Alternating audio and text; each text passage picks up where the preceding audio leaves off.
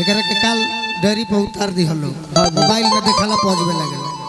Mobile में देखला पर बुझाला कि बॉलीवुड के गायक है। हां जी कि बॉर्डर पर के बलमा मिलले, अरे हम बूल बूल है आहे, अरे मिलले मोले टरी सैया, अरे मिलले मोले टरी सैया, दारू पी के फूल है, मिलले मोले टरी सैया, दारू पी के फूल है, मिलले मोले टरी सैया। हाय बॉर्डर पर के बलमा मिलले, हम बूल बूल है आहे, बॉर्डर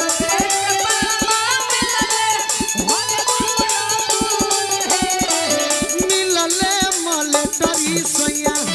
मिलले मले तरी सैया, दारू पी के फूल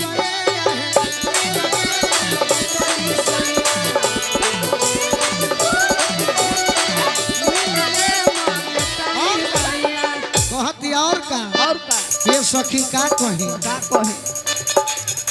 लाल लाल आखी सखी बोली बड़ी टाइट,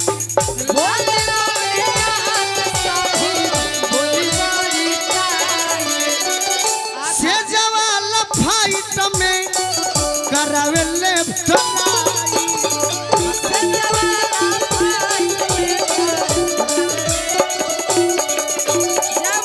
छोड़े ला रउद के हम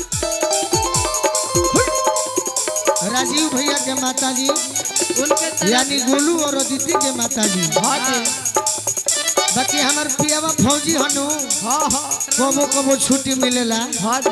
यही से जब मिलेला छोड़ेला रउद के हम जीजू बूल बूल है आहे, छोड़ेला रउद के हम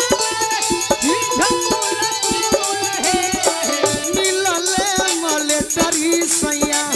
मिलले मले तरी सैया, दारू पी के फूल है,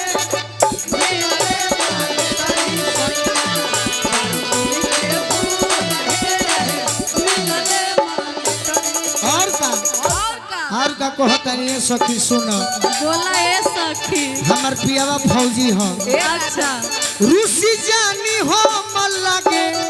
और दी पेटी को से,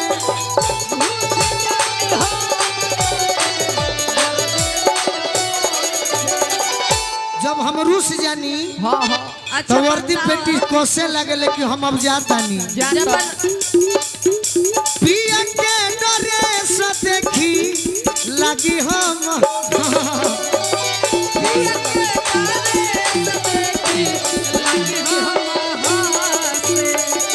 भवारा लेखा चूसेला,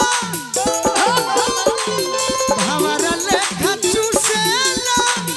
जवनिया के फूल ये आहे, मिलले माले तरी सैया, मिलले माले तरी दारू पी के फूल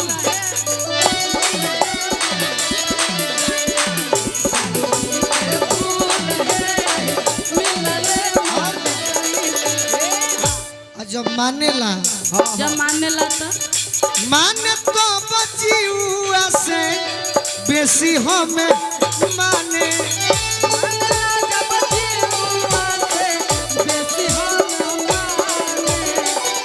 जब खिसियाला राइफल नर नन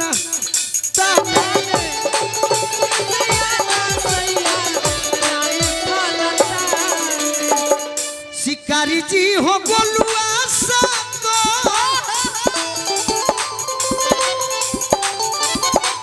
शिकारी जी हो गोलुआ जन्म कबूल है, मिलले मले तरी सैया, मिलले मले तरी सैया,